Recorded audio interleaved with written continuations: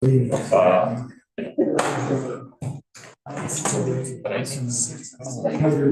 let you fit. I like it. Yes. You're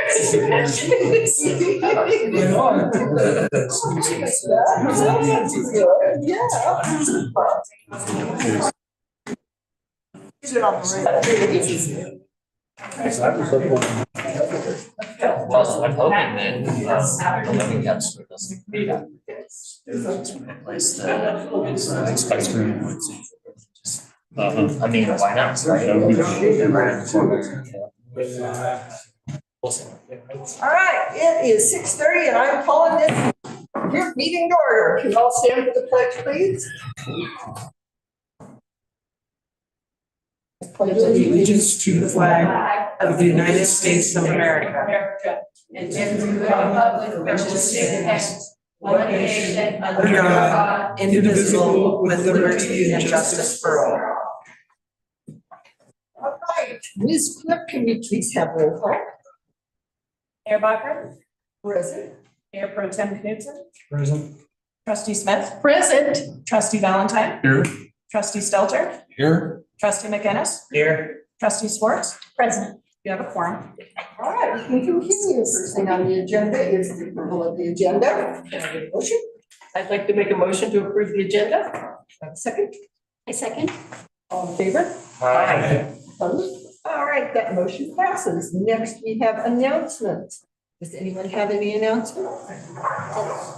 I have just one, and I just wanted to make sure everybody knows there are leaves to be picked up from all the leaf raking by the city in the old sewer plant across from the library. I think you can just pull up and load your bags or your truck or whatever works. Free compost. Yeah, exactly. Anyone else? And on that, I'll piggyback, we're still picking up leaves and we'll continue to pick up leaves until there's so much snow on the ground that we can't. Or they're so wet, we can't. That's true. Yes. I just want to say the skate park looks amazing. And I walked by this weekend several times and so many kids are out using it. It's amazing. I don't want to learn to skate, but it's tempting. Accident waiting to happen. Yes, young cheese could come out and say. Aside from that, the other thing I would like to make a brief announcement too is that elections are coming up for the town board. So if you are interested in serving on the board of this town, there will be 3 vacant seats and an opening for mayor. So please consider it. There will be applications. When will we have applications open, Sam? Well, I'm going to say really fast since you just said that. So call your town clerk. I'll put that in. But they will be due at the end of January, I believe. Yes. Okay, so start thinking about it. All right, next is public comment. Anything that's not included under actions and presentations is open for comment. 3-minute time limit. Is there anyone who would like to address the board? Something that, yes, please.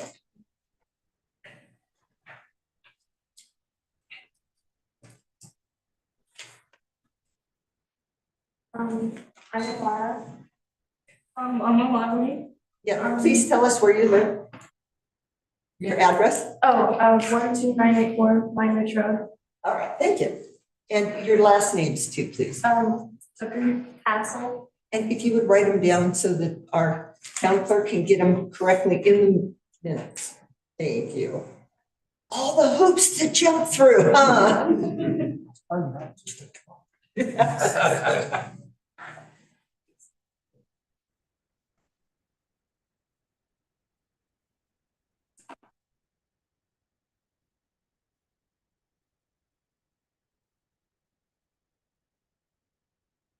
It's still set for 5 minutes, so we've got plenty of time. Thank you very much. The day we're here to advertise our outdoor event, which includes a scavenger hunt, and if you win, you'll get some sort of prize like a plaque or something. And then there'll be a couple of fires with s'mores, which includes some food. And we'll have all the activities outside. And the scavenger hunt, it'll be down like on the river trail by the school. And the food will have hot dogs and like s'mores and just maybe some sweets. And then there will be an entrance fee. It's $10 for adults and then $5 for kids. The entrance fee includes all the activities, the time it will be at 4 to 6. The purpose for our outdoor ed event is it educates the community and to raise money for future outdoor ed trips. It also is to make our program open to any student so they get to have an experience like everybody else. And like it'll help raise money so that some kids don't like have to pay. Well, they don't have to pay. And like it'll help like other kids like experience like going on the camping trip. So, so what organization is this supporting?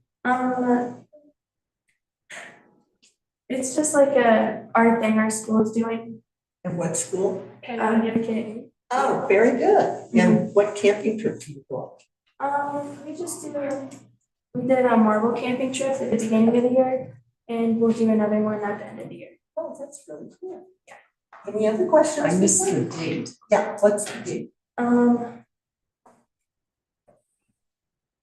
don't have it. I'm not sure.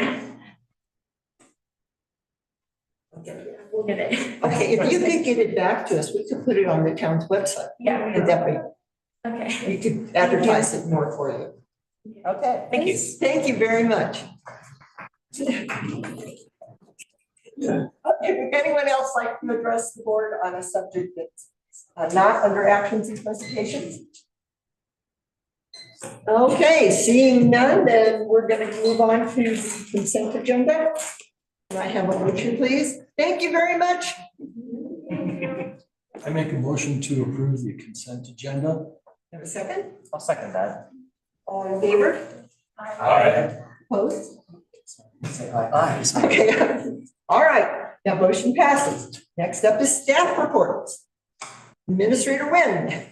Okay, I'm going to share my screen. So in lieu of a town administrator's report, or as the town administrator's report, I'm going to share with you the capital improvement plan that goes along with the budget. I think it's pretty important. It's a pretty important document that was started by SGM a few years ago as an asset inventory plan, and now it's truly a capital. I'm working on making it a true capital improvement plan. One second while I share my screen. I'm gonna have to send it to me. Allow me to pause share. I'll have to pause share. Thank you.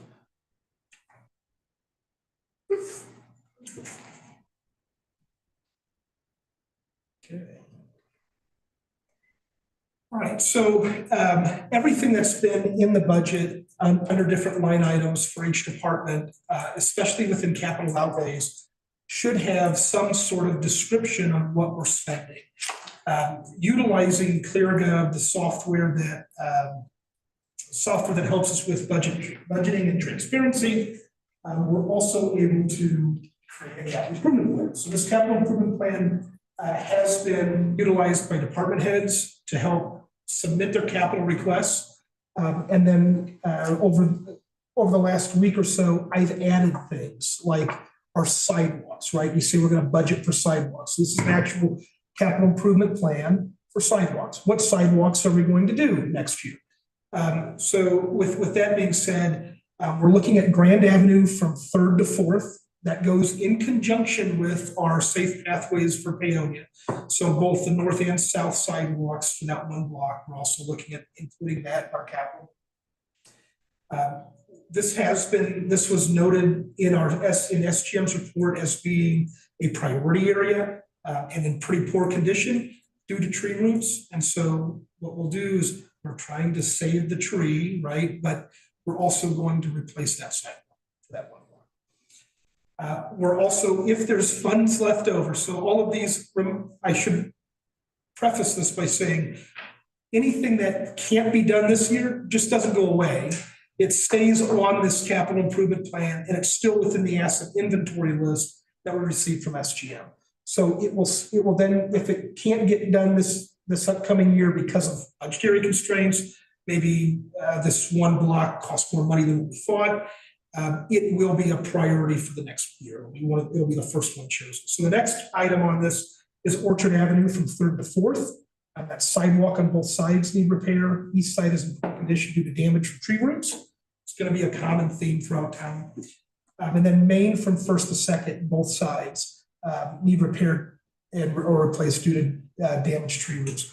Once we get the transparency module up for fiscal year 2024, all of this information will be available for the public to see, as well as the attachments that help us guide this capital improvement plan. So at the bottom of this page, you'll see that there are 2 supplemental attachments: the PASA rating that was done by SGM, which is our street and sidewalk asset management plan.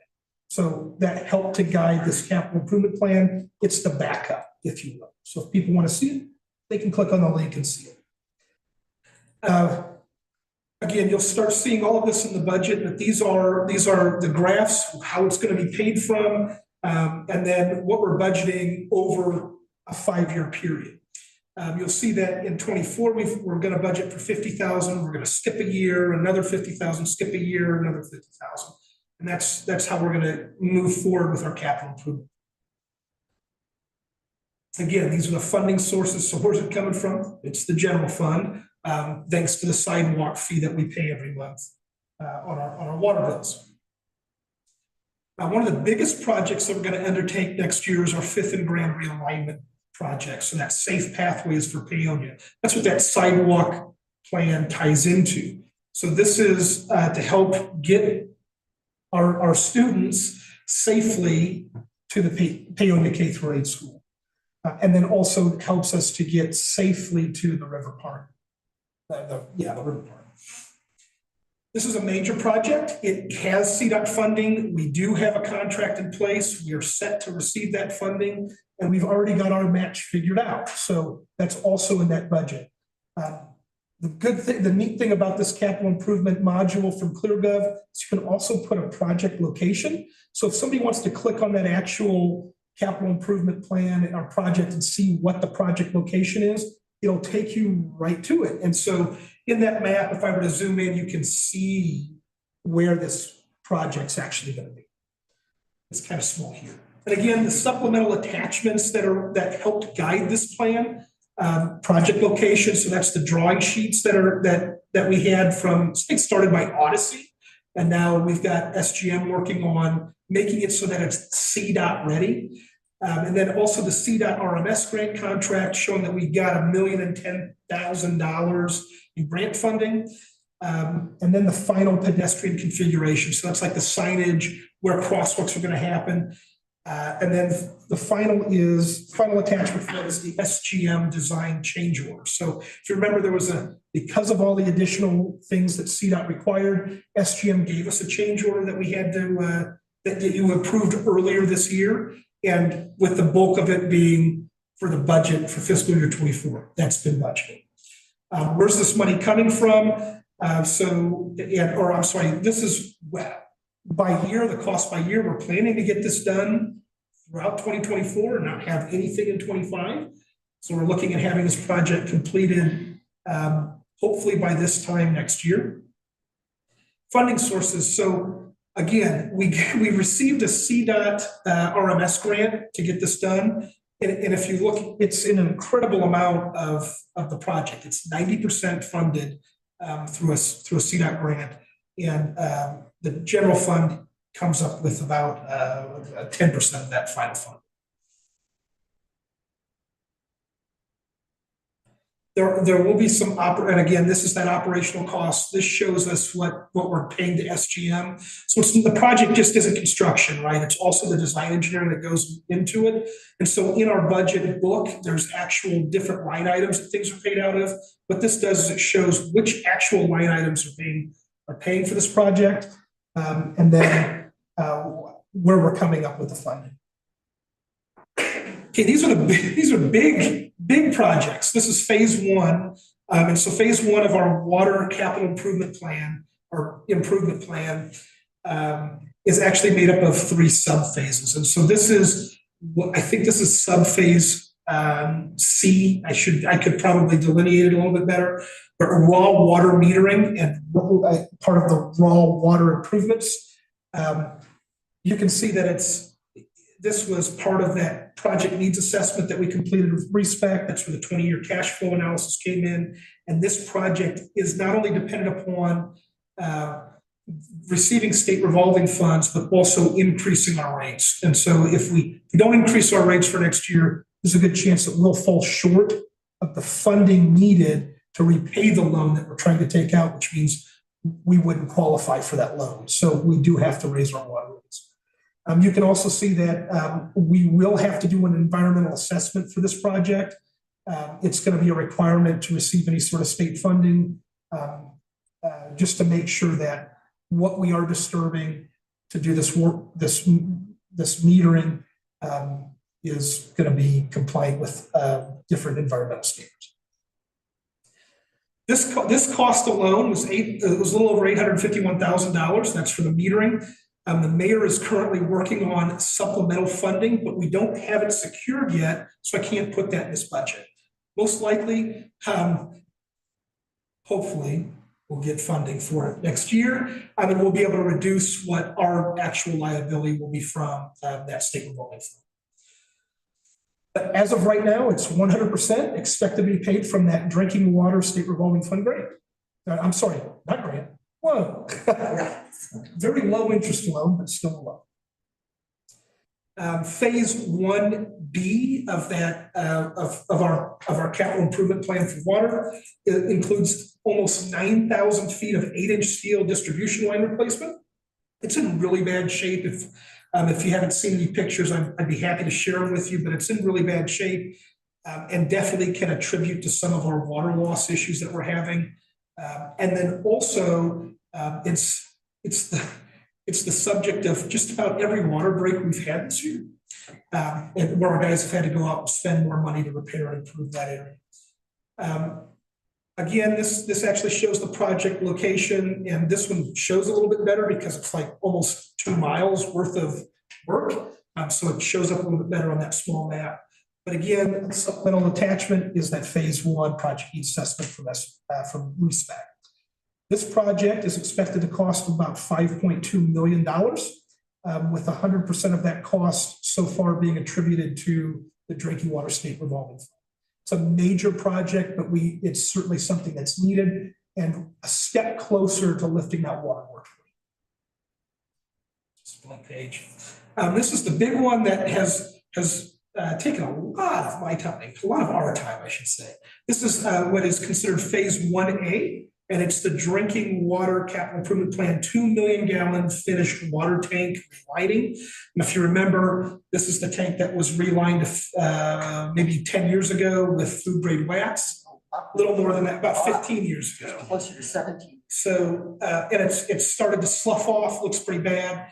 This is dry ice blasting, so not sand blasting, dry ice blasting, recoating it in, so getting off all of the bad paint liner and underneath that wax, and then replacing it with an elastomeric liner.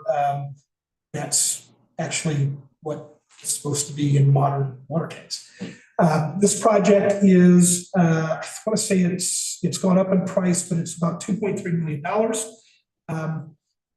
However, we've received word, it's already in this budget, that we received $965,000 from an EIAF Tier 2 grant that we presented for earlier last month. We received that funding, and that's helped us significantly reduce that cost. So about 42% of this project is paid for out of grant funding. The rest of it that is coming out of drinking water state revolving fund. So trying our best to continue to find supplemental revenue to drive down that final cost. But again, all of these projects and our grant award was dependent upon us raising our rates. So now we're going to get into some of the department head things that were put in. Police department had a request for flooring. And so what's changed there's going to be another iteration of the budget that includes a reduction in the amount for the facade work for town hall, but it funded all of Chief Leminger's project requests, including new police department flooring. It's fallen apart, looks pretty bad, it's in disrepair, needs to be repaired. So that's about $2,000 coming out of the coming out of the general fund.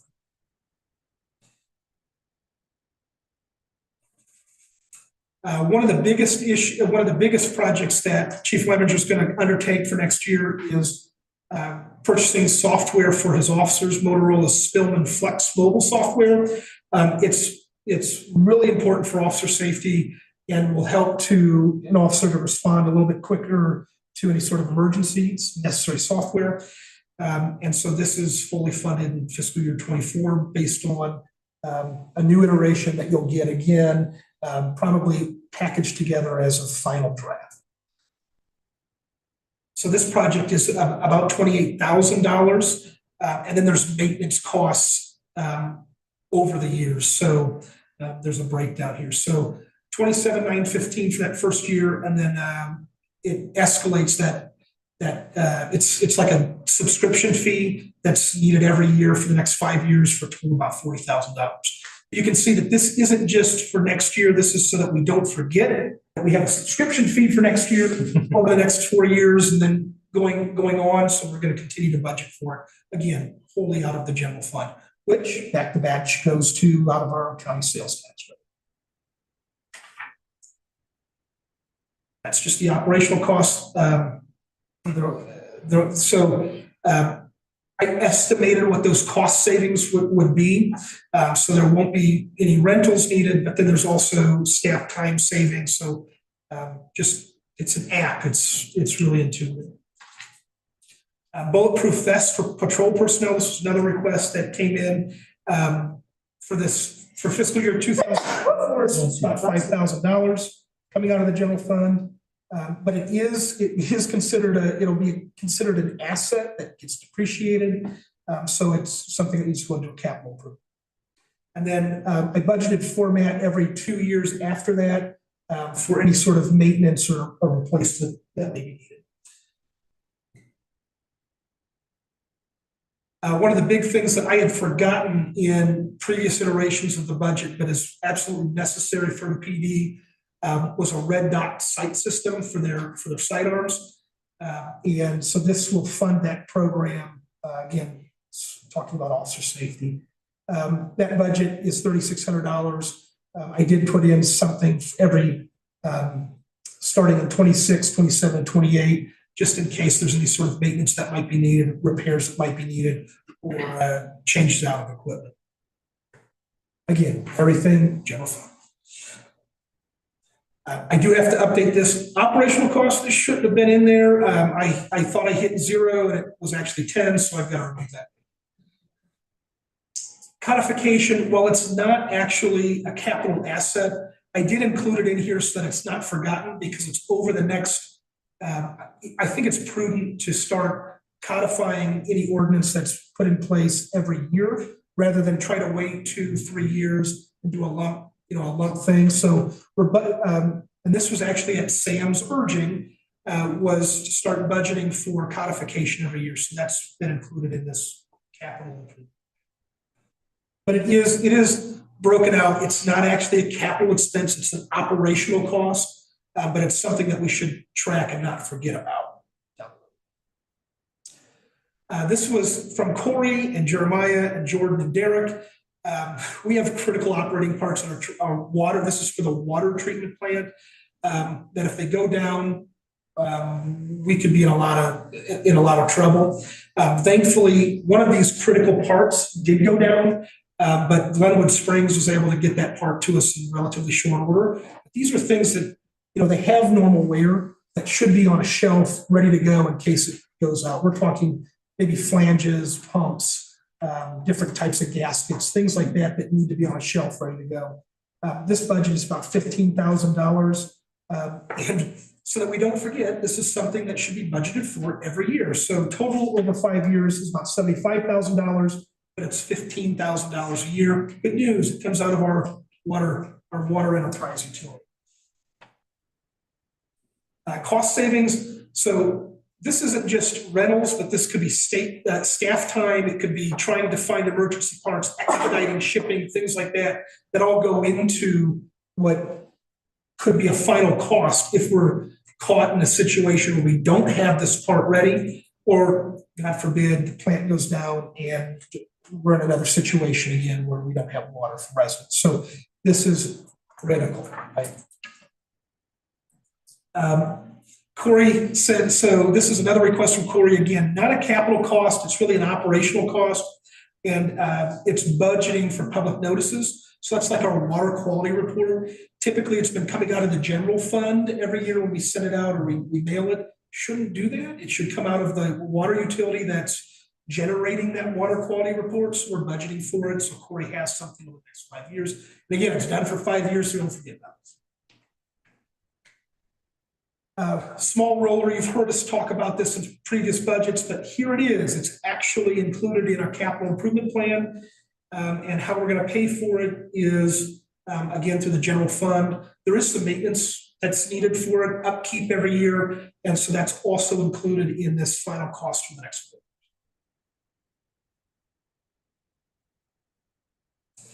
It will have a cost savings because we won't be renting things. And one of the things I didn't know is for some of these patches that we've been doing, I don't know if we've been hiring a contractor to do that work. But we may very well may have, because we don't have a roller. We have a plate compactor and a chopping jack. That's not good for fixing potholes. So with this, I'm sure the cost savings will be a lot more. But what I can tell you is we have spent about $2,500 a year in rentals. So I can't put that cost savings. Esri add-ons, so this is our GIS software. There's some modules and programs that we absolutely need that could help with being able to display information a little bit better, seeing things out in the field, and then producing better maps, not only for our contractors and engineers, which will end up in a cost savings because they don't have to come out and geolocate everything. Again, it's a small price to pay, $1,500 a year for those add-ons, and there would be some cost savings with that. You've heard us talk about portable generators. So this one's going to be the most colorful graph that we have because it's split up amongst 3 different departments. And so it's paid out of 3 different funds, but this is actually visualizing what we've been saying in a line item. Now we're talking about this welder generator combo. Look at that. It's colorful. So it's actually coming out of 3 different funds, but we're going to budget for maintenance out of just the general fund for this. So this one's expected to be paid out of general, water, and sewer utility.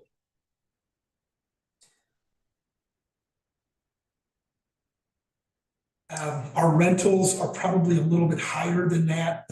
It was a rounded number that we can just put. Fleet tools, you've heard us talk about this for the water department. We have some trucks that it actually takes a lot of time for our guys to get out on site, figure out what they need, go back to the shop, grab those tools, load it in their truck. So what we're looking for is just to outfit those trucks so when they go to a site where there might be a water leak, they have everything that they need to tackle that issue. And again, this is going to come out of the water fund. It's 100% paid out there. Fleet vehicles. So this is actually a pickup truck. So one standard pickup truck. And then I also budget, he said he's going to need another one. And so this came from Corey. He says he needs one in 24 and then to replace another one in 25. So that's what this capital improvement plan contemplates. Another truck purchase in 2025 as well. Again, it's not set in stone until that budget is actually adopted, but at least gets us planning so we don't forget it in future fiscal years. And then there's some operational costs associated with a new vehicle, like changing oil, maybe tires, brake pads, things like that are also included in this capital. One of the biggest things you've heard us talk about is how do we stop critical sewer failures from happening? And how do we get ourselves on a maintenance and cleaning program? Well, part of that is purchasing a jet vac trailer. And so that's what this is. This is that jet vac trailer that we can use to jet, camera, clean sewer lines, find where sewer, where we may have roots getting into a system, and make those repairs and maintain those pipes. 100% of this will be paid out of the sewer system, since that's what it's going to be. You can't use a jet vac trailer for the wastewater system, then go around and use it for the water system. You'd have to get a second one. Big issues with that. So this one is just for the wastewater. It will result in cost savings because we do have to rent some things. And then we also have been hiring contractors. One of the things that I didn't include in that cost savings estimate is what we've paid contractors this year alone for catastrophic failures, but it's salty. So it would make it look like it would overinflate those numbers for cost savings. But I think this is a pretty accurate representation of what we would save each year. I included this one from Sam so that I didn't forget it, but it's within that dues and subscription lines. We do have a staff accountant who has been taking courses from the Colorado Government Finance Officers Association to help get some of the certifications needed for not only doing general ledger updates, but also budgeting and accurate billing and things like that. So this was that continuation of those dues for our staff. Again, training, so that kind of goes hand in hand. It's training for that staff accountant as well, to send to webinars or even to a state conference. It's been budgeted the administration department's budget. This is a capital asset. It's going to be lobby seating and computer equipment for finance. So I have a lot of people that come in and sometimes it kind of backs up. And so if they're not in here, they're waiting in the hallways with no place to sit. So that's why we're asking for lobby seating. But with this, it's also a scanner for the finance department. And it's only 1 year's worth of cost in 2024.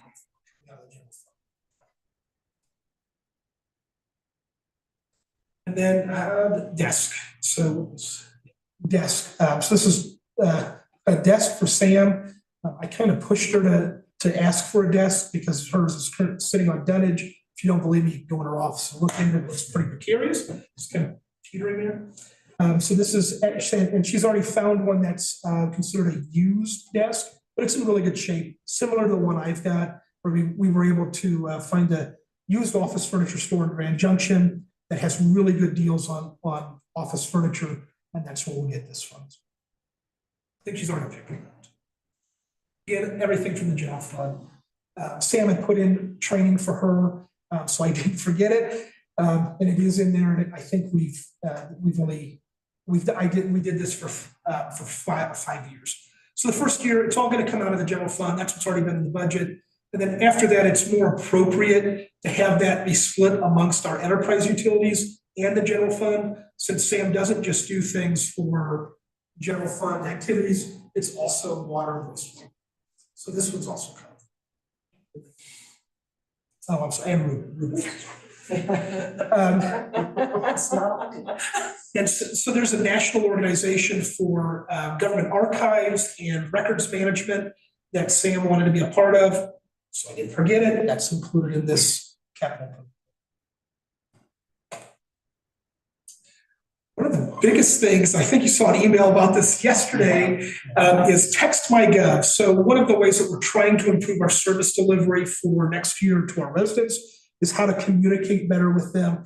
Maybe somebody doesn't want to be on the Paonia message board 24/7 or on our Facebook page or visit our website.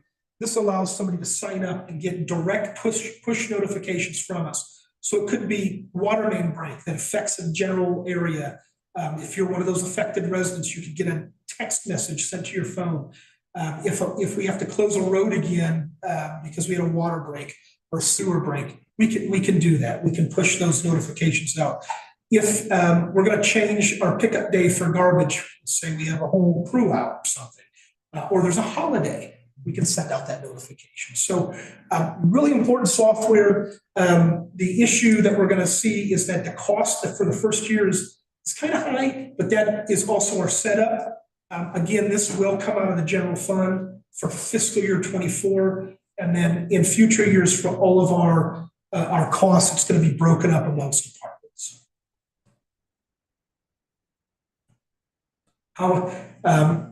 I didn't do a cost savings for that, but I did talk with a resident yesterday, significant amount of time, could have saved some time there as well. So that happens often.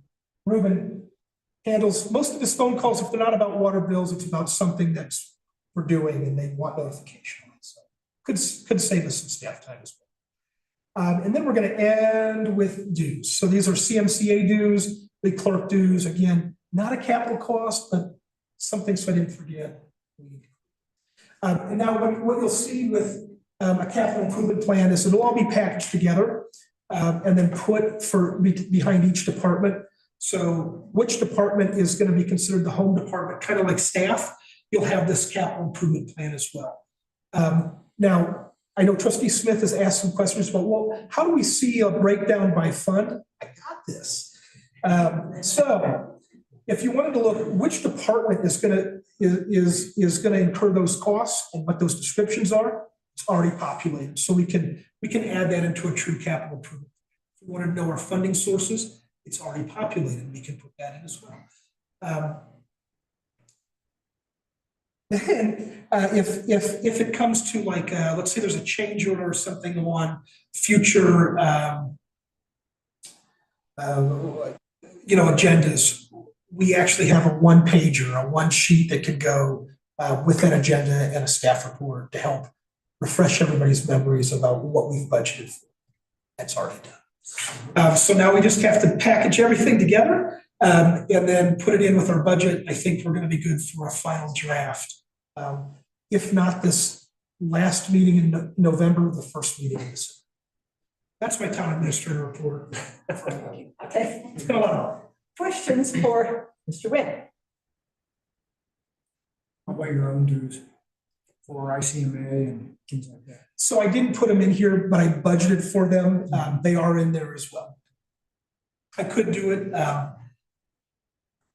Could make something like this for it, but it's already budgeted. Yes. With a few additional items that were added, how does that impact the overall budget that we saw last time? Still balanced. Okay. So none of the numbers changed that you saw, other than I reduced the amount that I thought it would cost for a facade fix for that vestibule, and then transferred those over to appropriate line items in other departments. The mayor's request at the end for training for trustees, new board members, that's included as well. Anyone else? Okay, thank you very much, Mr. Wynn. Really good. All right, next up on the agenda is the presentation about safe routes to parks. That is, oh, I'm sorry, I completely forgot you, Chief Lavender. Oh, no, sir. Thank you. All right, Chief Lavender. Yeah, just a couple of things to highlight real quick from the department. The big one really is with the time change. It's getting dark, obviously, but we have a lot of our students who are still having after school activities and extracurriculars and living after 5 o'clock. So I'll just ask everybody, slow down, pay attention a little bit. We saw a lot of kids on bikes, a lot of kids walking, a lot of pedestrians walking after work and right as well. Kind of along with that, given the recent number of emergency construction projects we've had, try to be aware of those construction zones. I know sometimes they just pop up, but slow down, keep the safety of our employees, the contractors, the fire in mind a little bit, and just pay attention when we're in those areas. Okay, any questions for the chief from the trustees? Yes. What about the contract about the not the car wash? Oh, yes. Do we have a contract on the, between Chief Lemminger and the town on the car. Mike and I are working on that. Okay, all right, thank you. Hopefully that meeting, maybe that second meeting this month, but again, probably that first meeting in December, depending on how budget stuff goes. All right, thank you. Anything else? All right, thank you, Chief. All right, moving on to the presentation of Safe Routes to Parks grant. Do you have someone from the WSCC, the Conservation Center here? Hello. Julie Sapina, board member for WSCC.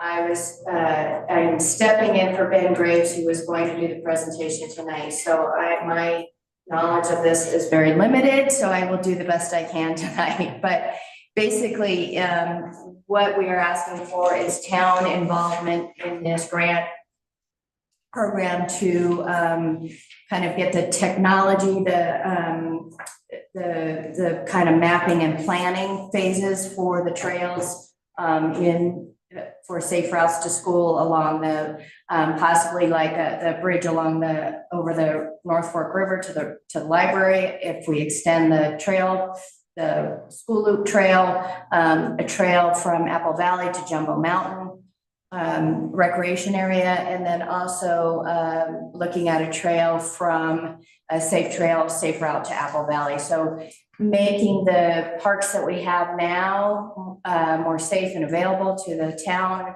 the members of the town and the community, and for students, obviously.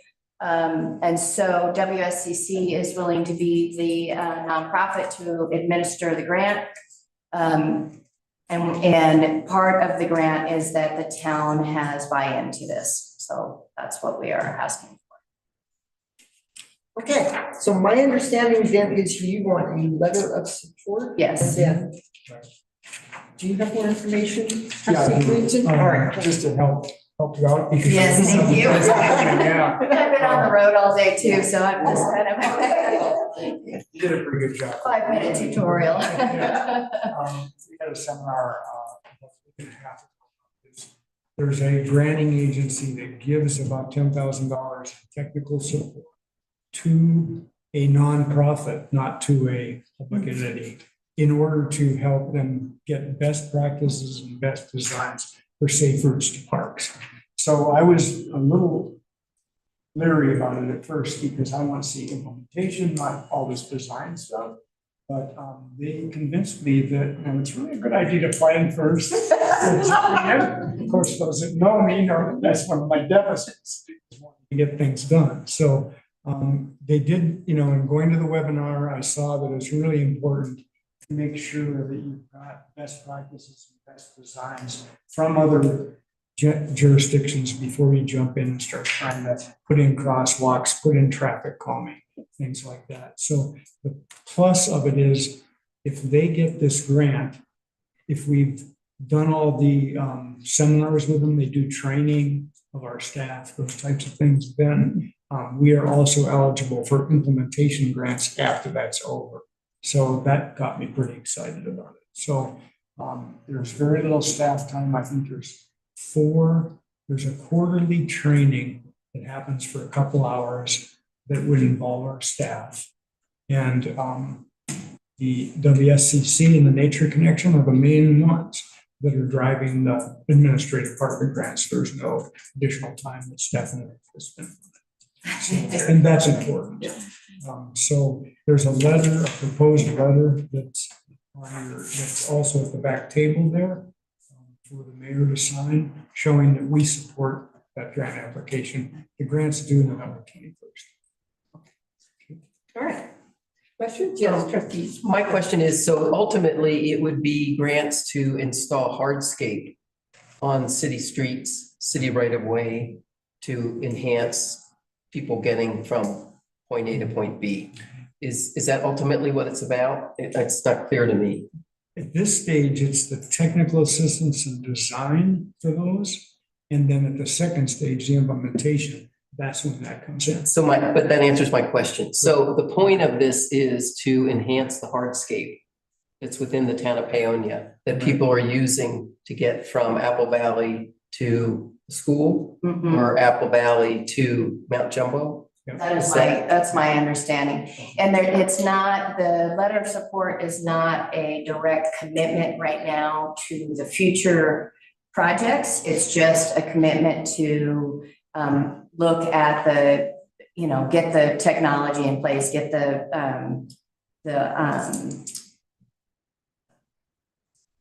all the engineering, all the, the design ahead of time so that when that project, when and if those projects move forward, then we will have, the appropriate design so that it'll be efficient. Other questions from the board? Oh, trustee One of the Silver. things that with prior engineering and planning with this, that takes it off the board for when we decide to pull the trigger and do this. That's already done, and it doesn't have to be updated unless there's a major change in rules and regulations and that kind of thing. And that's unlikely in the next couple of years. It's a really good idea to do this. And we have a couple of places that it's extraordinarily dangerous right now. And it kind of goes in line with the Paonia motion, trying, and I think in general, just getting people outdoors in a safe way, enjoying the community that we have, enjoying the parks that we have. We all know that that's an important part of mental health as well as physical health for our community. Yes. Probably one of the best examples of that is what happened with the pickleball tournament. The Forest Service is allowing any overflow parking in their lot, but there's no safe way to get from the Forest Service lot over to Apple Valley for the event. Right. So that's just one example of kind of things we're doing. All right. It seems like this goes hand in hand with the big sidewalk and safe route to school project. Is that a fair assessment? So my understanding is this first step, right, is so that we can help decide or get the training and technical assistance needed to decide what is a safe path to the park. So it's similar in that aspect of what is a safe path and how would you design a safe path for a park entrance.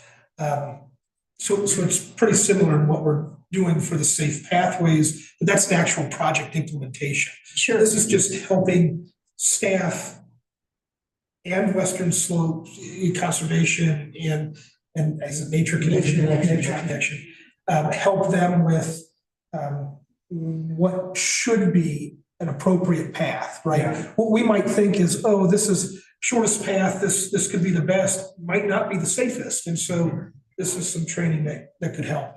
And I should add, Corey's gonna be doing this with me, so. McGinnis, you look like you're on the verge of asking a question. No, I just wanted to be clear, what's being asked of the board is simply the letter of support in this stage. So if and or when this first stage of grant is awarded to our groups, then we aren't necessarily asked for anything further in that first stage. And then other things might come on down the line. Yes, other than the 4 trainings that some staff would have to go to. Yeah.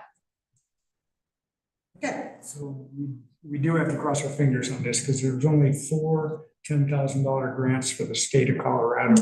There were 22 agencies on that conference call. So. Okay, so public input. Would anyone like to make a comment from the public? I think the chief has something to say. Yes. I'd just like to add, and I spoke with Mr. Graves about this previously, but really just to keep in mind that when our Paonia K evacuates during drills, they do evacuate down to that trail system down there, and we don't currently have a way off of that trail other than back to the school or up onto the highway. So anything that's keeping in mind that there may be a better route off of there, such as a potential bridge in the future, is something that is valuable and maybe worth thinking about. Okay, thank you, Chief Manager. Okay, anything from the public? Okay, seeing none. All right, would someone on the board like to make a motion? I'd like to make a motion to approve the letter of support for the Safe Routes to Parks grant. Do we have a second? All in favor? Aye. Opposed? All right, that motion passes. Thank you very much for stepping in. Yes. All right, next on the agenda is the public hearing to consider acceptance of the housing needs assessment. All right, so I'm going to open the hearing. I'm going to invite Shay and or Andrew to come up and do a presentation. Awesome, thank you. Write my name clearly. Thank you, Shay. I know you guys know how to spell it already. I think we got this one down pat. Set a good example. So thanks for having me again. My name is Shay Coburn. This is Andrew Coburn. We're here with Urban Rural Continuum presenting this report tonight. We're super excited to be here. As you guys recall, I think the concept for this really started last summer. So July 2022, you guys did a lot of work before we even started, which was then in April of this year. And now we're here with this housing needs assessment and housing action plan for your consideration. So the scope was really kind of two parts, this housing needs assessment and the housing action plan. The housing needs assessment really talks about data, uses a lot of data and information to identify the housing needs and the issues in the community. So that's really this part one. And then the part two was creating a housing action plan, which is all the steps that we found the community should take to help address those needs and issues.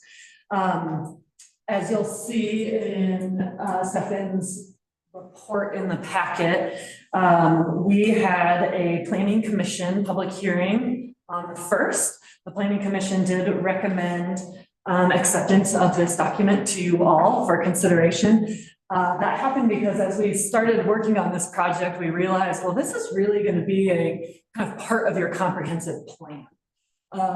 This will be merged into there. So it sounds like what's going to happen is we're looking for acceptance of the document tonight. It will then be merged, or parts and pieces will be merged with the comprehensive plan that is in draft form tonight. Do I have that right, Stefan? Okay. So tonight we are just talking about this housing needs assessment and action plan, but eventually it will kind of be part of your larger comprehensive plan for the community. The document presented tonight has lots of public input, so I know a lot of you have heard this before, but I find it really helpful to talk about because it's big. You guys put a lot of time and effort into this, to have us put a lot of time and effort, to have your community put a lot of time and effort. So we worked with the task force mostly throughout the project. Two of our trustees were on that task force to really help guide the project, and a huge thank you to our task force members for participating in that group. They really helped guide the project. We couldn't have done it without them. We also did an employer survey. We got about 50 employers to respond, which represented about 500 local employees, which is huge. That's very, very good. We conducted interviews with realtors, property managers, builders, social service organizations to learn from them. We held an open house that we really publicized widely. We had 37 people attend, but most importantly, those 37 people hung out and read and talked to each other and really provided thoughtful input. We also did targeted outreach where we went to other organizations' meetings, sat with them, talked with them, which was about another 36 community members. We've reviewed, as you guys know, both parts of the document at separate meetings with the board. We've taken public comment verbally and then in writing after those meetings as well. There were a few adjustments made according to those meetings, so hopefully you guys have noticed those in the document. We've maintained a website. A huge thank you to Ruben for his help keeping that up to date. We had a link on that website the whole time where anybody could comment on anything or get a hold of us easily. Posted monthly board updates that you guys got, so you would be updated throughout the project. So they also went to the public to and on that particular web page to try to keep the community updated. Other drafts and upcoming meeting dates were also on that website. And then we also read a lot of past plans, studies, meeting minutes, all sorts of stuff to try to not, reinvent the wheel or create anything. So that's a lot. There's a lot of input that went into this, which is great. That is the whole importance of doing a plan and getting that input so that when you're ready to implement, you're kind of ready to go. You have that buy-in piece already. So a really quick overview of the document. There's an executive summary that's about 5 pages. We tried to make it really succinct. So if anybody's going to read anything, read those 5 pages. That's it. That's all you have to read. And that has those top highlights. And then the rest of the document is really, there's part 1, the housing needs assessment, and part 2, the housing action plan. There is also an appendix with a lot of helpful information or background information that was used to create the plan. Most importantly, there is a housing resources document, existing public housing resources. So that document is on the website now. I think it's something you guys should maintain on the website and update as you can because those already exist. So just letting people know about those can be really helpful. So the part 1, I'm not going to go through the housing needs assessment a lot. I just want to share that that is something that's really helpful to go back to, use as a resource as you guys start to implement the plan and think about what you want to do. Think about what your issues are. Think about what the data is. That should really help frame conversations as you move forward. Should also help anybody who's interested in building or developing here. That should be a really good resource that you can send to them or shoot them a link from your website. And then part 2 is the action plan. So that's really where the rubber hits the road and tries to describe what the town can do to help with this housing issue. Keep in mind, it's framed really for the town, although this topic is something that everyone should participate in, every organization, every individual. It's not something that the town can solve or take care of on your own, but it is aimed at kind of what the town can do with potential partners.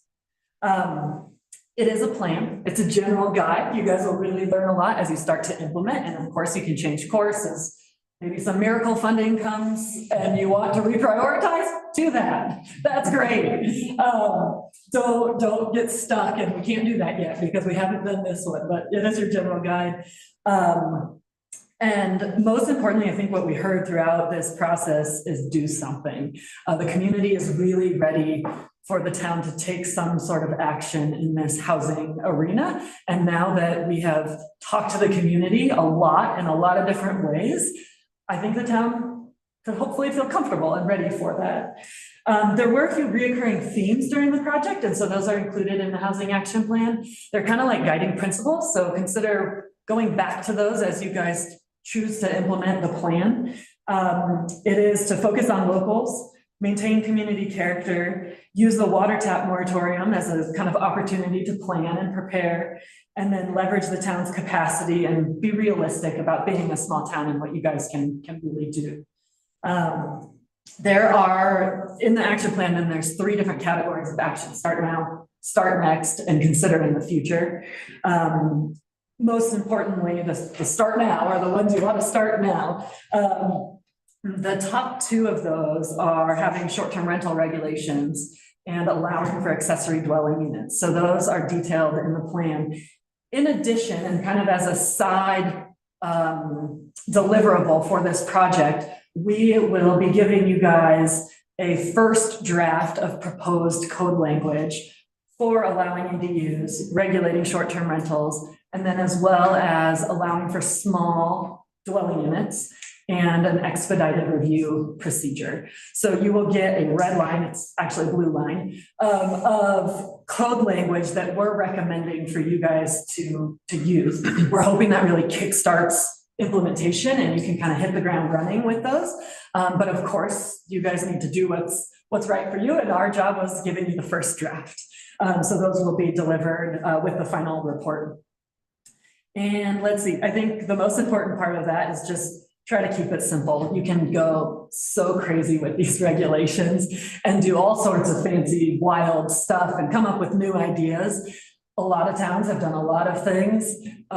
We tried to use a lot of our knowledge from past towns, codes, experiences to give you something that is simple, implementable, doesn't put a huge burden on your staff, and is kind of realistic for your community. But of course, you guys will take that through your process and do what you want with that. There are a few other items in the plan, like some other proposed code edits to remove barriers to affordable housing. I love going through a code and saying, change that, do that. So that's in there, just suggestions. And then a sample information for potential development, if you guys were to ever do that. Otherwise, I think that is all for us, and thanks for having us and working with us. It's been really fun, and happy to answer any questions you guys have. Thank you very much, Shay. And I did take things out of order, and I should have called on you first. You're good. You can. Shay covered everything. I was just trying to get us up so I could follow along with the executive summary that she was reviewing with you. But you can see the first few pages are end with an action plan, what we need to do, when we need to do it. And not, you need to do it on March 15th, 2025, but more first, 1 to 2 years, this is what you should be doing, 3 to 5. But we did have a unanimous recommendation from the Planning Commission. This will ultimately be part of their big document for the master plan, but they recommended unanimous acceptance. Okay. All right. Next up is any questions from the board for this, either Stefan or our planning commission or Shane Anderson. So this will come up at the next meeting for approval? No. No, tonight. All right. When did you think we'll have the final draft with the code revisions? Yes, so those, I don't know if you have anyone online, but I'm assuming there's a speaker up here, so it's better to come up. Yes, it's good. Yeah, it's much better to be up. We actually have those ready, so it depends what happens tonight. If you guys want changes, we'll need a little more time to make changes. If you don't want many changes, we'll be ready to go. Yeah, so the end of the week, hopefully. I'm really happy with this draft. So, if you look at the staff report, my recommendation is that you go ahead and accept it, so that we can start integrating it into the master plan draft, so we can keep moving forward, so we can begin to move forward on that. But it's a really good housing needs assessment. We've got a great action plan. Yeah. Okay, other questions? Trustee Kate? There were two components that were add-ons. One was what you were talking about with the code, but wasn't there a second one? Maybe you should just stay up there. She's so agile. So there was, and it was a potential, I forget how we worded it, development strategy for a potential housing project.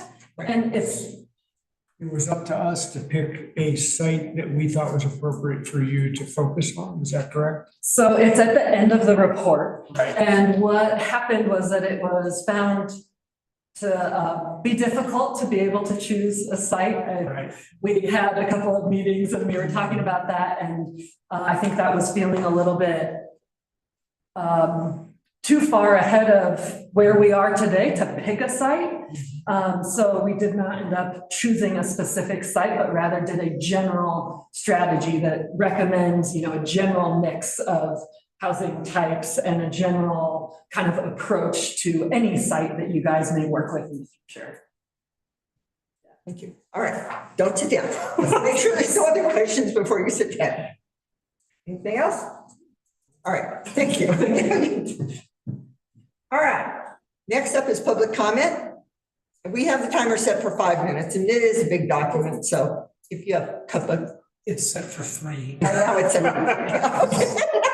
It's set for 3 minutes, but if you have a lot of comments, we'll give you the extra 2. So if you are welcome to come up. Please state your name and address and make your comments.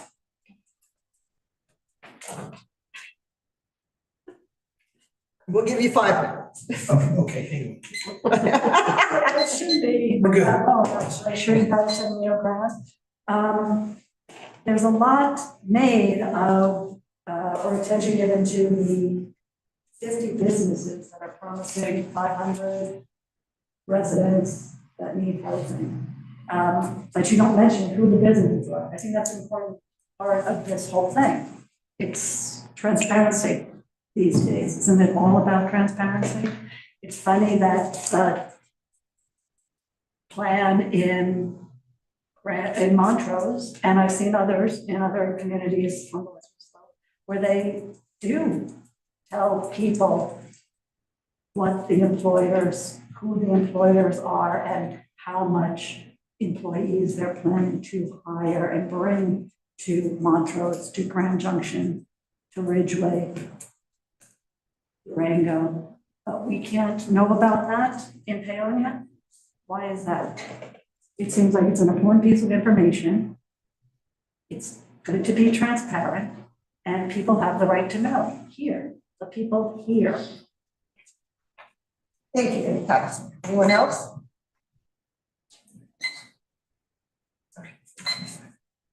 Yeah. Okay. So write your name down. Second Street. I was on the subcommittee, housing subcommittee, whatever it was called. So, and participated all through this whole process. And I just want to say that I feel that they, Shay and Andrew went above and beyond in all regards, looking at every possible aspect, everything that we suggested, they took into account. What comments, the comments at the end of their report are from the open house. You can see them reflected in what it was that they came up with for the final report. And one of the things that I just want to urge on this board and this town is to do something with it. Now you have a plan, do something with it. I have only lived here for 5.5 years, and in that 5.5 years, we have seen this plan and this committee and this idea and this other group that met somewhere and then met somewhere else, and everybody had their little piece of paper that they put on a poster board somewhere and voted, and the end result was nothing. Nothing happened. We need this, and we need it to start happening now. Thank you. Thank you. And let me finish writing my. Yes. Thank you. Yes, ma'am.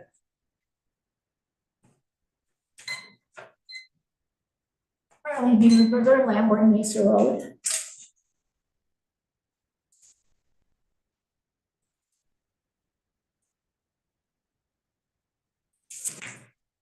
Okay, the housing needs assessment is based on numbers instead of real human reality. One of the items addressed was the age of housing. I looked on the MLS listings today. There's a house in Hotchkiss, 113 years old, going for $780,000.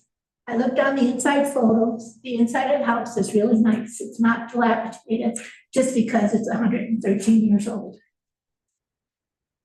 Another house, it actually touches my property, was built 102 years ago, and I looked at those photos. The inside of the house surpasses most of the houses in Paonia, I suspect. And that's going for an asking price of $1,490,000. I grew up in a house in Wisconsin that is now over 100 years old. That's not on MLS, so I didn't see photos inside, but it looks like it's very well kept up outside. And that's going, or that was estimated, the realtors estimate a value of $492,965. My husband's grandpa, the house is probably at least 141 years old.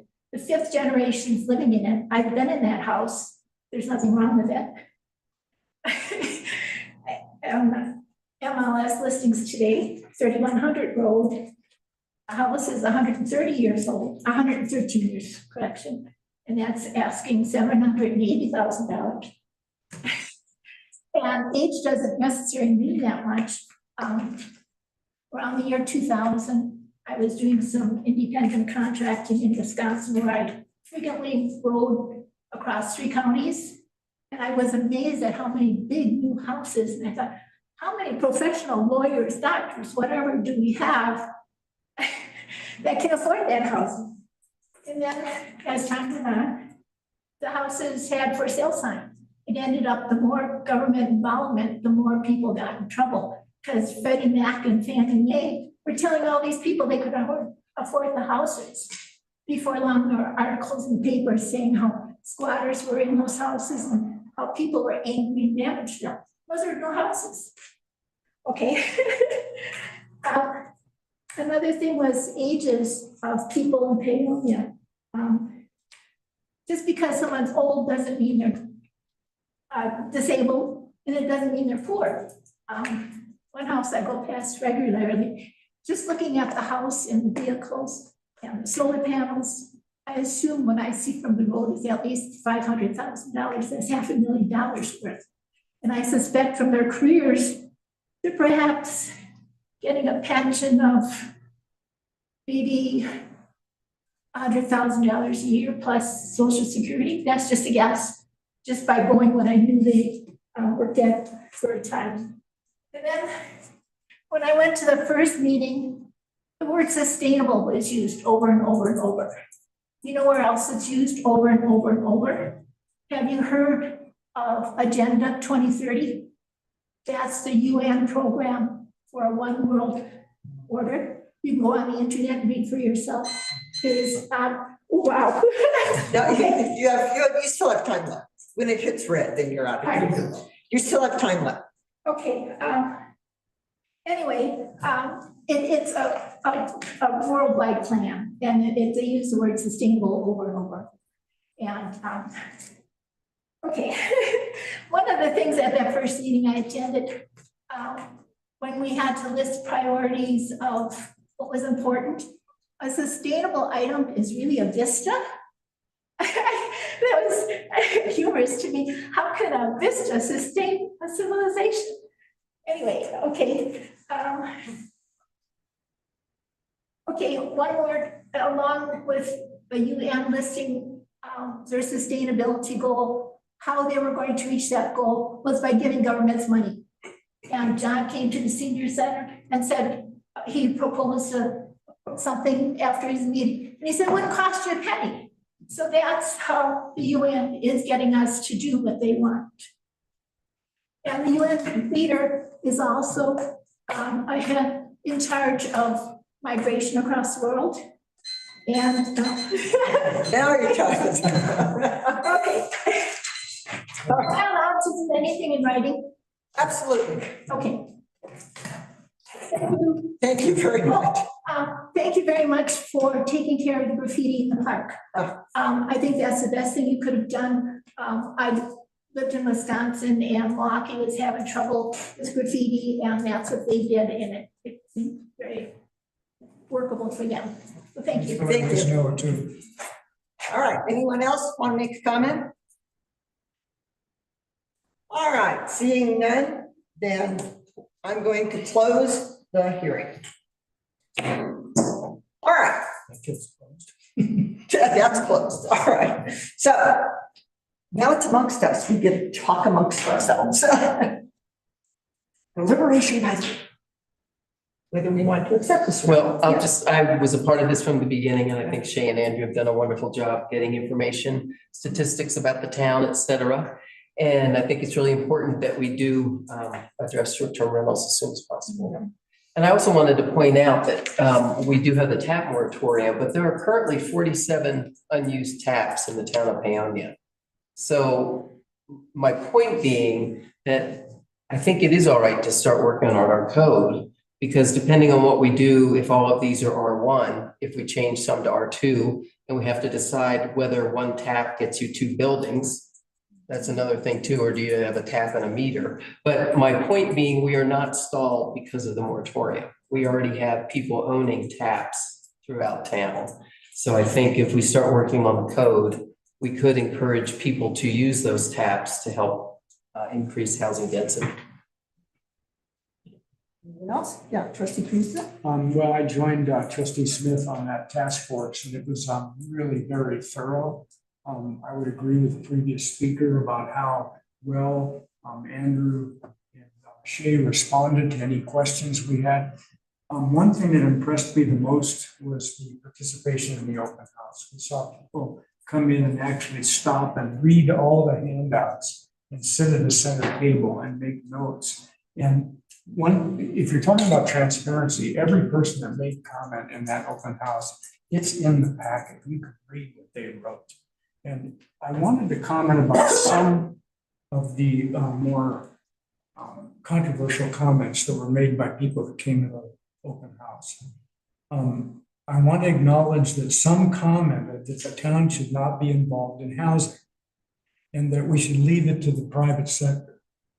My question is, who wins if we leave it to the private sector and the town does not react to housing crisis that our own citizens are going through right now? It's really important that we step up to the plate and do something about this.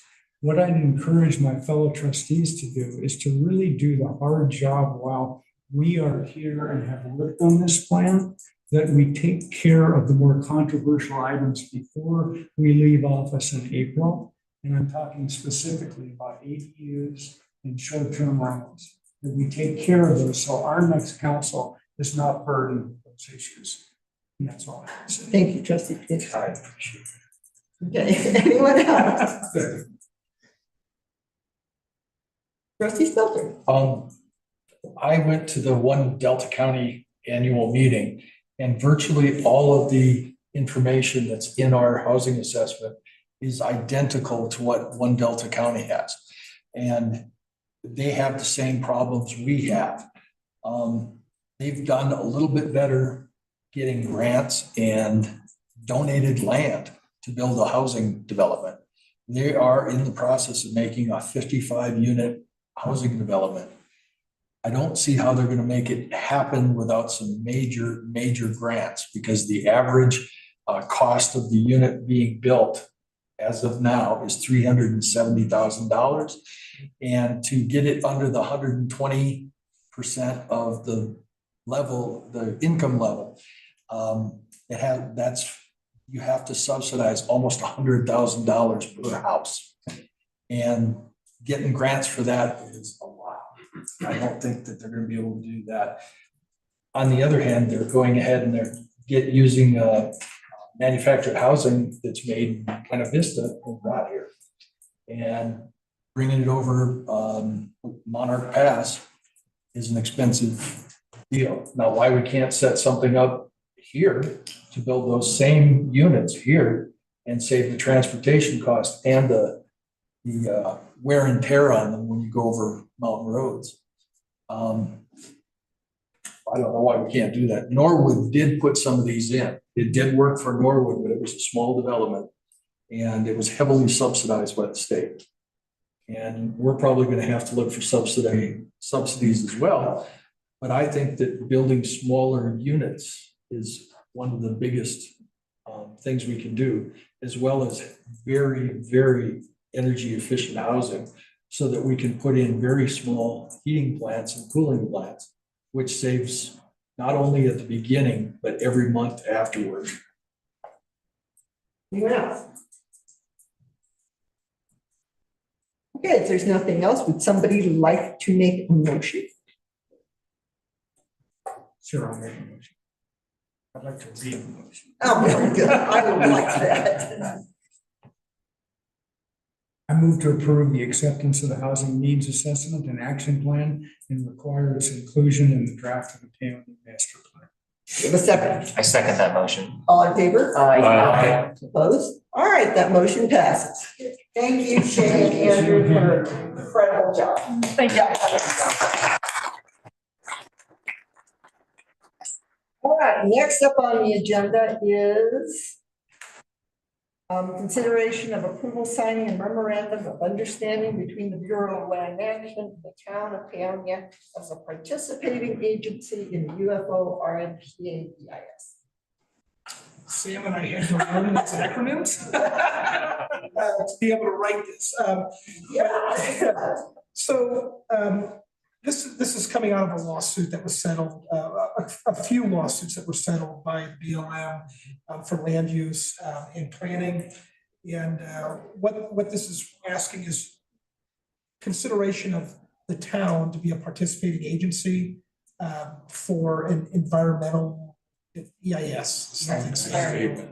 Impact statement. And so what staff recommendation is, please, let's, approve this so that we can participate and use our expertise as, in the North Fork Valley and within the town to say, hey, this is what should and shouldn't happen. I believe some of this area is also our watershed. Or pull out our water from. Okay. It's free, by the way, there's no cost. Yes. Okay. Comment from the public? All right, seeing none. It's good. Yes, McKim. Seeing as this is part of our watershed, if we want to have any say in this conversation, we have to be at the table. So, yeah. Yes. And I've served as a cooperating agency with other BLM projects, and it's a really wonderful opportunity to be able to be in a room with the BLM staff who's working on the document and all the other affected state agencies as well as municipalities. And I think it's really important that we do this now for the future revision to the resource management plan that is coming, that I think we will want to be a cooperating agency with that especially. So it's really just staff time. I'm assuming going to Montrose, unless they do it through Zoom. We'll know more with the actual, where they're gonna have those. Yeah. But it wouldn't just be my time, I'd ask for our water guys, who are actually doing the treatment. And I'd like to offer up my help if there's some sections I could look at, because I did quite a bit of this in my career. Trustee Keith? I had a different take on this. I did not see this as staff. I saw this as a trustee and elected official representing the town. And the reason I think of that is because this is a very political issue. This is an issue about the Uncompahgre Field Office and how they are managing the oil and gas, how they are managing recreation. And I see it more as political rather than a staff thing. And the lawsuits were specifically about the environmental issues, those types of things. So when I read through this, I thought the primary representative should be someone that was an elected official and the secondary representative staff. So that was my thought. I'm happy with that too. So I do, there are 5 requirements of the cooperating agency that are listed in the agreement, and some of their technical expertise to BLM regarding data analysis, and then special expertise in BLM requests for assistance. But they're really requesting that when it does come time for public outreach, that we use our knowledge, and I think that's where a trustee would come in to help bring people to the table. But there are some things that they're going to have us review that would be dependent upon, like Jeremiah's time or Jordan's time, to look at where our actual water meter or our water springs are and how any sort of changes would affect that. So, but I am happy. We do have a former compliance officer as a trustee. Sorry. I'm to have one of our trustees take over. If I could be of help, if it's okay to have 2 people show up, Yeah. but I do think it's important to have staff. And I would tend to agree. I think a staff person, especially when they're calling for technical expertise, the board can't offer that kind of expertise. So technical expertise, absolutely, but yeah, board time would be good. If they'll allow you to Yeah. have 2 people show up, And it seems like, or whatever. yeah, when we know more, it'll be good. All right, other comments from the board We're supposed to actually designate. tonight? Well, I would think it'd be a good idea.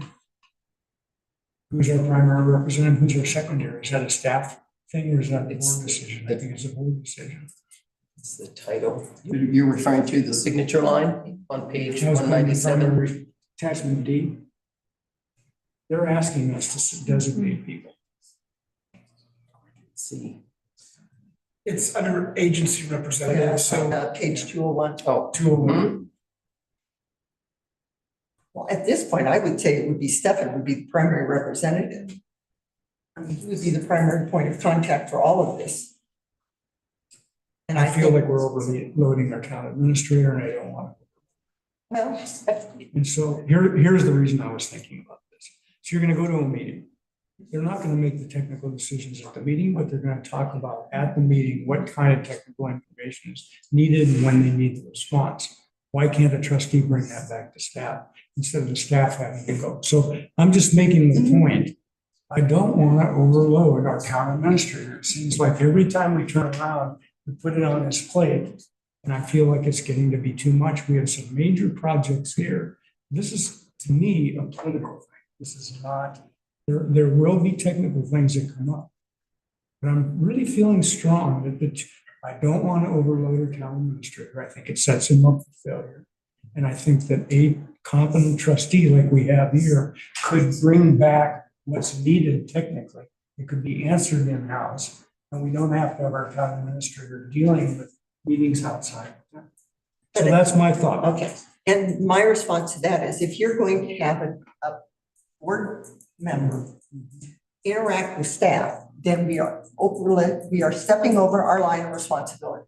And that is way outside what we should be doing. Disagree more. But every single training that we have had, no, but every single training that we have had delineated where the board's responsibility stops. And it is not in directing staff at all in any way.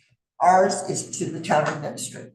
Now, if we want to send a board representative to the meeting who then goes back to the town administrator and says, this is what is needed, then the town administrator delegates it beyond that. Right. That's fine with me, but not having a board member tell staff what to do and what not to do. We're on the same page on that one. Yeah.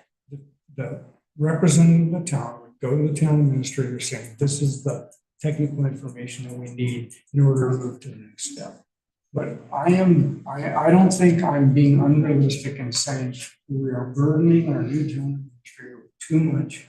There are huge projects we have in next year's budget that are just insane. They expect one person to manage all those multi-million-dollar projects. And now this issue, which can easily be dealt with by one of us. I just think it's too much. Okay. Other board members?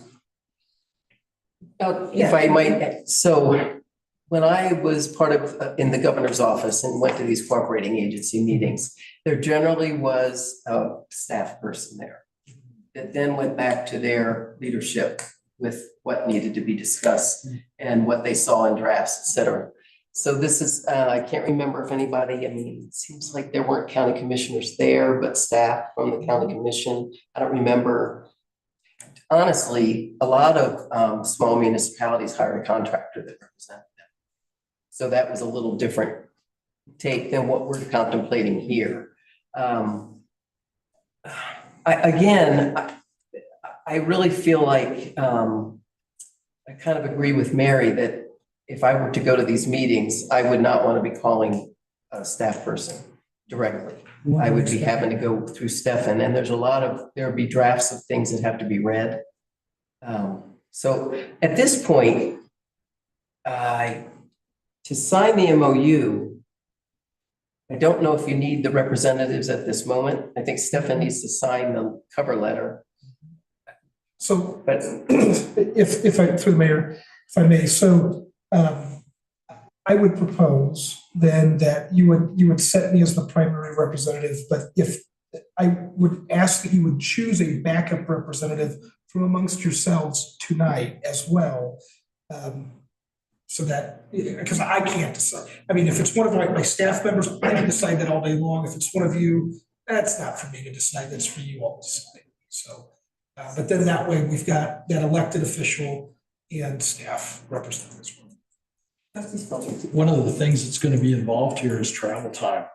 And even if it's in Montrose, that's a minimum of 2.5 hours, 2.5 hours round trip. And if they go to Grand Junction, we're talking a 3-hour travel time. And add on to a 4-hour meeting, that's pretty much his whole day. It's shot. And I think that we can use the model of our committees where you do the fact finding and you bring back, write a report, and then hand it over to the town manager, and he decides what goes on from there.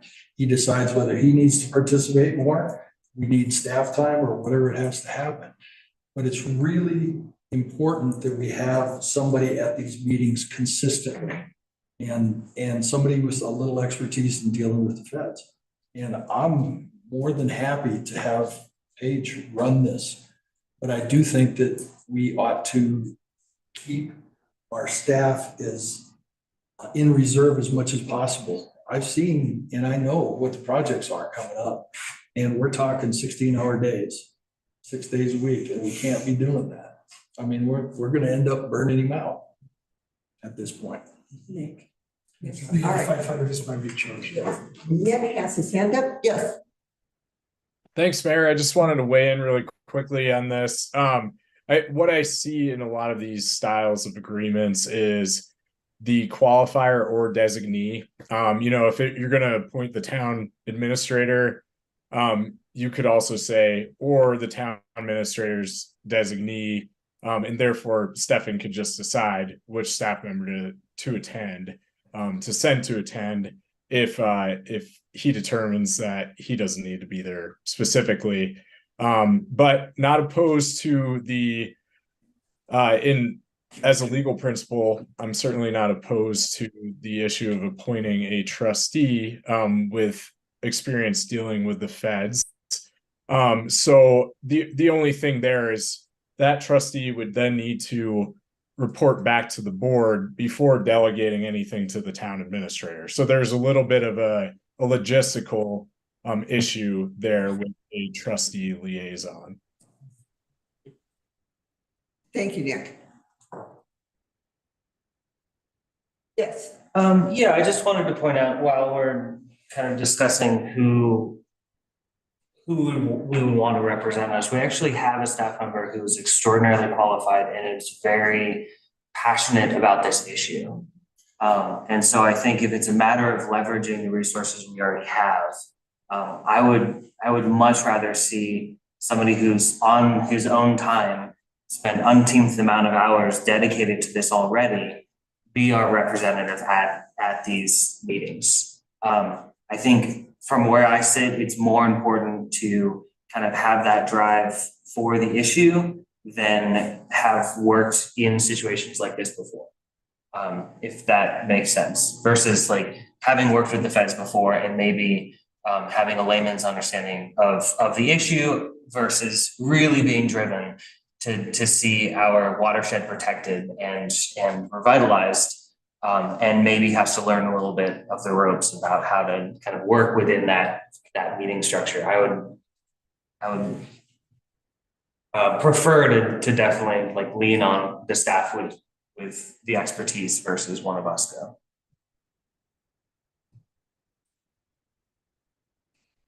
You have a preference, Stefan?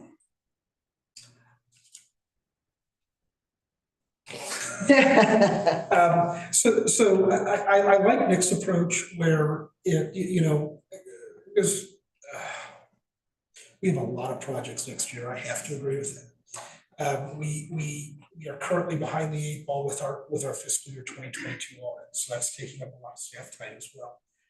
But this is equally as important because what are those projects for if the watershed is destroyed? And so, the capital outlay that we have planned next year for our water program is significant. I like Nick's approach in that it can be the town administrator or designee. That way, I can send somebody to these meetings that with some clear expectations that what is discussed at that meeting, I need a full review. Not just shooting things off to other agencies or other people, but letting me know what's going on.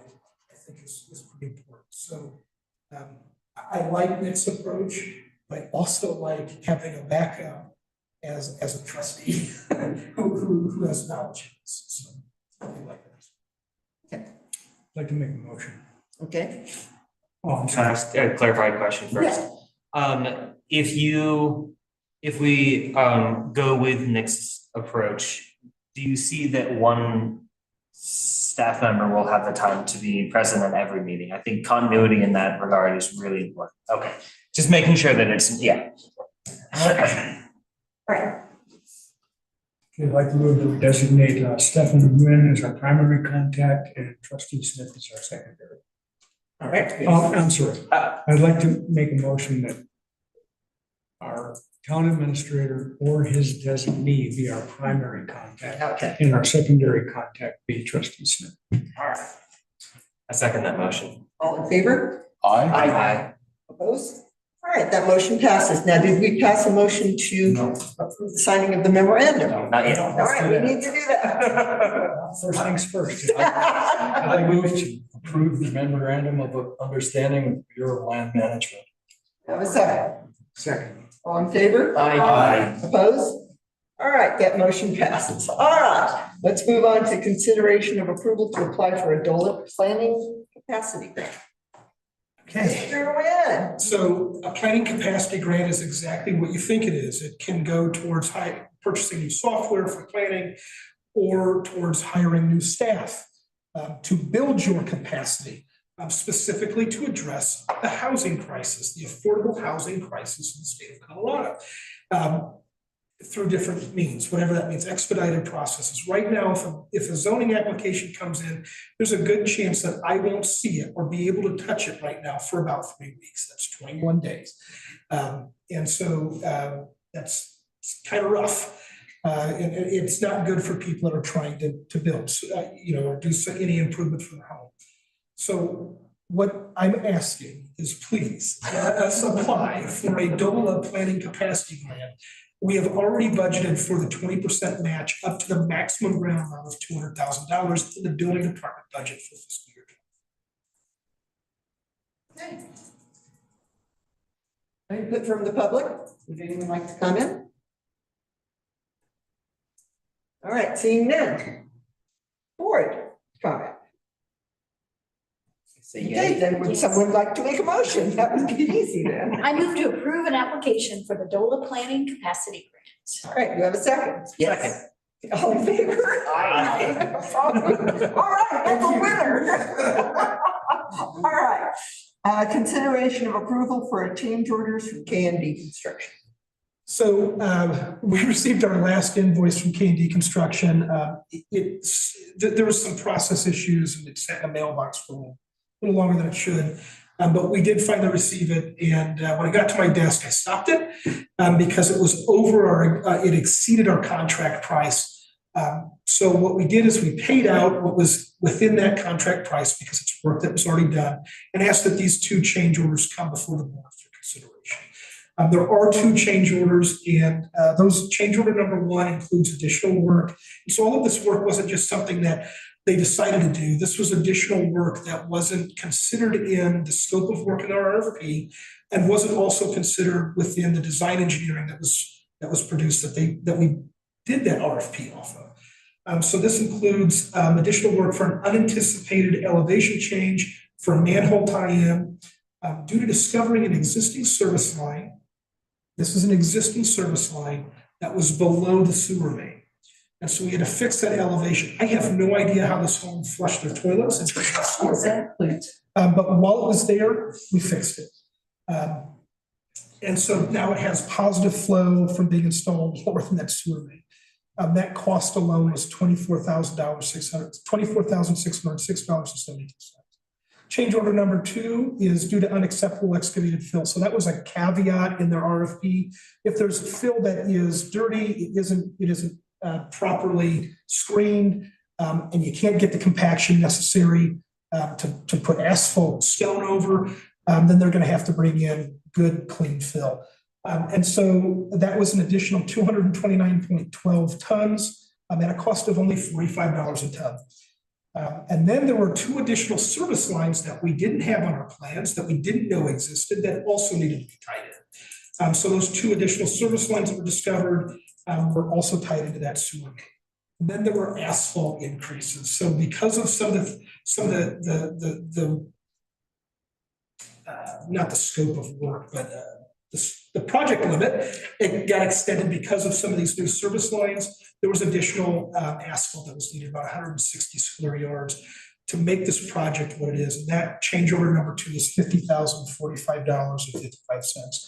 The total change orders, or this brings the, if this is approved, the total new contract price for this project would be $373,991.77, which is, of that, $137,756 is reimbursed from the DOLA. I did our reimbursement and we're expecting some of those funds, less the retainage. We can't get the retainage until their final bill, which would be with these 2 change orders. So this work has already been completed. It was great work.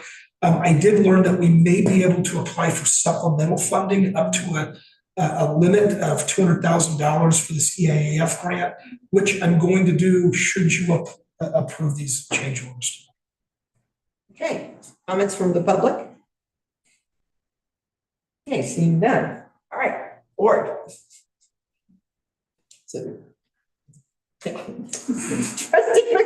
we, now, I remember a couple of meetings ago, we saw change orders for K&D construction.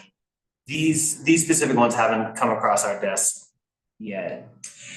I sent an email when I found that we needed change orders. Okay, maybe that's what I'm thinking. Yeah. And forwarded it to everyone. I had carbon copies, so we're not breaking sunshine, and addressed to myself.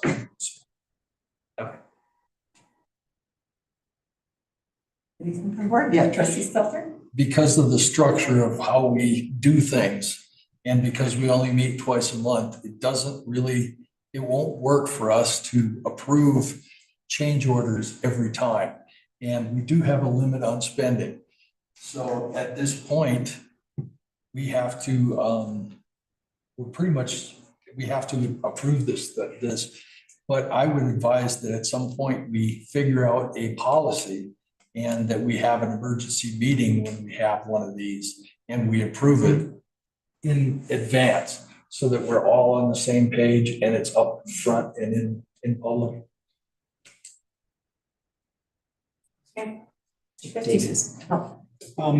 One thing that I was impressed with was the documentation that they provided, showing the actual man hours and the number of halls and those types of things. And so I feel a lot more comfortable with what they put into it. So I appreciate that. Yeah, trustee Smith? if we don't get any relief from the EIAF, this is gonna put a pretty big hurting on our sewer budget, isn't it? Our sewer budget already needs a budget amendment before December 31st. So regardless, we're gonna have to do an amendment. This could just make it less hurting if we get that grant funding. Good. And so because, I don't know if it's something about Doris Avenue, that it is our worst case scenario. But do you think we can expect to see as we start going through the sewer pipe that can't be lined? And are we gonna find, do we need to have bids that are expecting these non-tie-ins and poor grade and things like that? I know nobody can read X-ray what's underground, but. Based on my experience with some of our zoning and properties not being properly platted, I can say that there's a good chance that we do have some sewer lines along our roadways tied into our main that we don't know about, that may have been installed in the 70s or 80s. Trustee Stelter? In order to handle that kind of thing, we're gonna have to put a contingency fund on just about every sewer. Yeah. And we're gonna have to budget that in on top of the bid. And that's kind of tough. But we also probably should be informed and then meet within 24 hours and approve a change order. Generally, the way change orders work is you get a change order with an estimate, their best estimate of what it's going to cost. And then we have it, we approve it, or we say, what's the alternative, that kind of thing. And it pressures the contractor to be sure that they bid it well enough, but they also have to be really on top of things. I was impressed with this documentation. I mean, I would have approved this if it was my project, but I would want to be apprised of it before we start the work. And that's kind of, and what I hate to do is delay it 48 hours because we have to meet, we have to have a 24-hour notice for a meeting. I don't know any other way to do it because it's the government and we have to do it that way. To address trustee Stoner's point, we can do an ordinance about emergency situations that I'll work on with Nick to bring before, anybody gets off of this existing one. Perfect. Yeah. Thank you, Mayor. I think the ordinance is a great idea, and I think also what a lot of municipalities do is they will include in the construction contract an ability of the town administrator to approve certain change orders administratively, and specifically those that do not cause the overall contract price to exceed the amount budgeted for the work.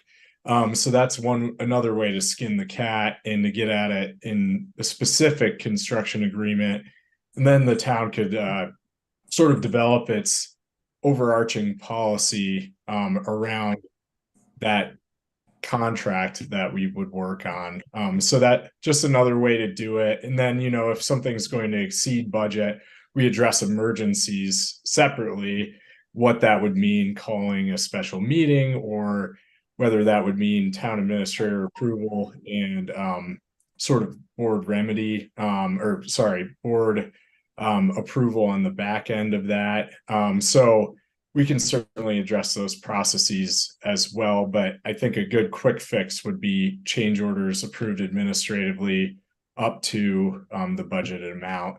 And we might not state that amount in the contract, just not to give the contractor a nod that they might be able to get up to that amount. Thank you, Nick. Okay, other things from the board? All right, somebody want to make a motion then?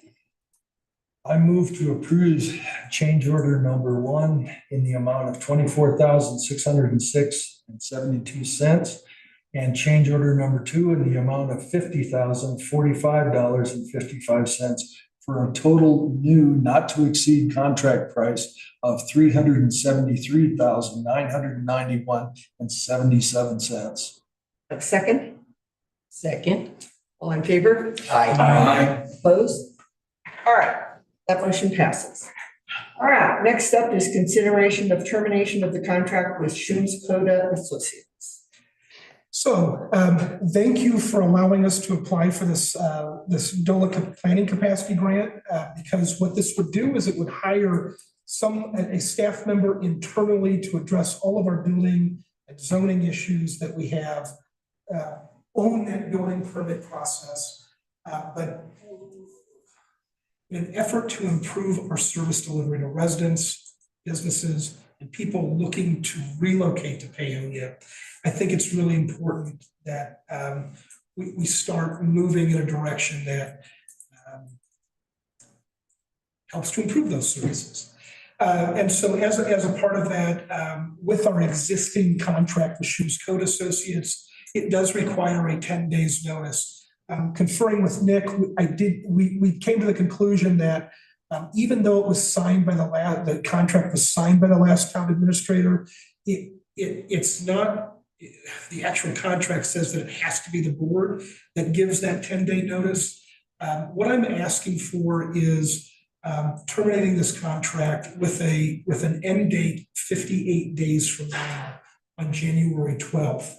That gives us enough time to transition, get the requisite contracts or agreements in place with the city of Delta, and then it also allows us time to get all of our existing building permits that may be within Shoes Code Associates database to the town so that we can have access of those records, and then also allows those inspections that are already scheduled or are already in place through the end of the year to still continue.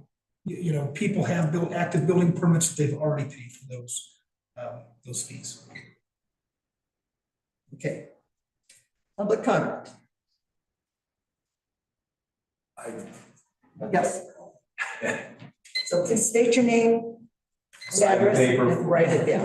Yeah, Okay. thank you. Yeah, I heard of that part. Oh, For those of you that don't know me, my name is Steve Wilson. And I'm a local contractor and I've worked with in Bergen and Shums yes. for quite some while. I'm curious what your plan is going forward if you do terminate this. Do you have somebody lined up to continue this process? Because it is a big thing to not have a building inspector. So is there a plan in place? And who is that? I believe our county administrator just stated what our plan was. Well, that was to, maybe I didn't understand that. Can you explain again? So, Mayor, with your permission, so typically during these sessions, we just take public comment. We don't actually interact with what's being, with who's giving public comment. But we are working with the city of Delta for both a building inspector and then as well as their plan. To replace them, so this, okay. Okay, that's what I wanted to know. Yes. All right, anyone else? Yes. Mary.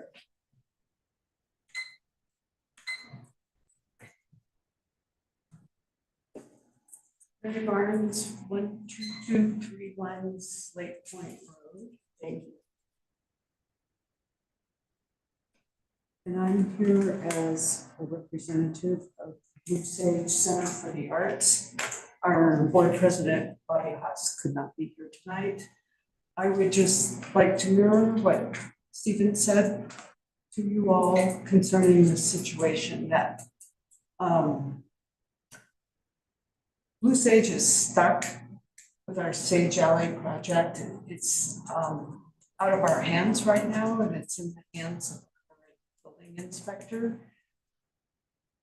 I will say that we have tried to be transparent. We have tried to comply with everything that was asked of us, and we still do not have a building permit in hand. So going forward, I would encourage you to put a building inspector in place that is supportive of the individual and the project and has the vision to, or the intention to help the individual or the organization through their process in a meaningful and constructive manner. That's the best way I can put it. But we would very much like to complete our project. At this point, we're not quite sure what to do.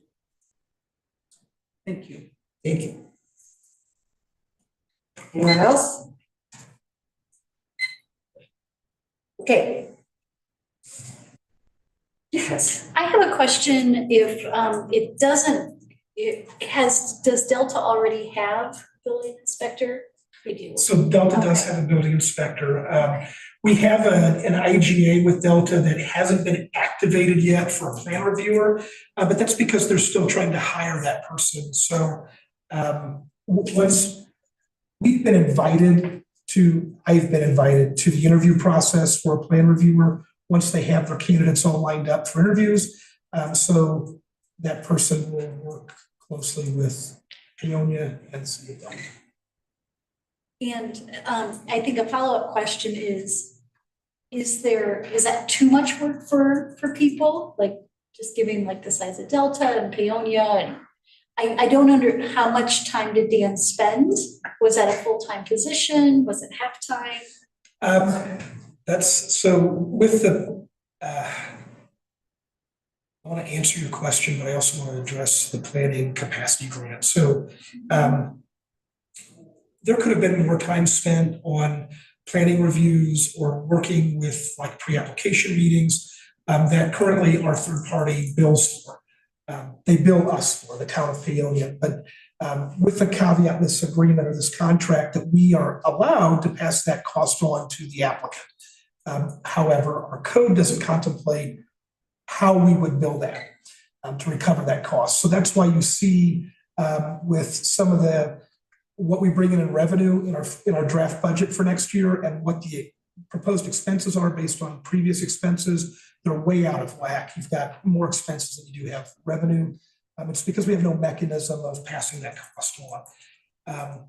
So more time could have been spent, but simple review things, because it's not somebody that's here every day, would get kicked to my desk, where it will sit for 3 weeks, for 21 days until I have a chance to get to it. And that's not a good service that I would recommend for doing any sort of business. Now, with the planning capacity grant, we could utilize those funds to hire somebody full-time that I think we could keep them busy, and if they are bored, I'm sure I can find something like code enforcement. And Dan had, our co-representative, has gone out and found some things that were not in compliance, and brought them back for code enforcement actions. One of them I'm dealing with on Second Street right now. While we appreciate the free shed, I really like the free shed. My daughter goes there, she has a bunch of license plates from it. But it's within our setbacks. And so working with that current property owner to put it within setbacks so that it can be, it can be a structure that can be there. And so those are things that Dan has found and brought back to us. But we could have a code enforcement somebody, if they are bored, find some code enforcement activities. So I really hope we get the DOLA planning capacity grant because we're already budgeted for over 20%. So. Other questions, comments, discussion? My lips are sealed.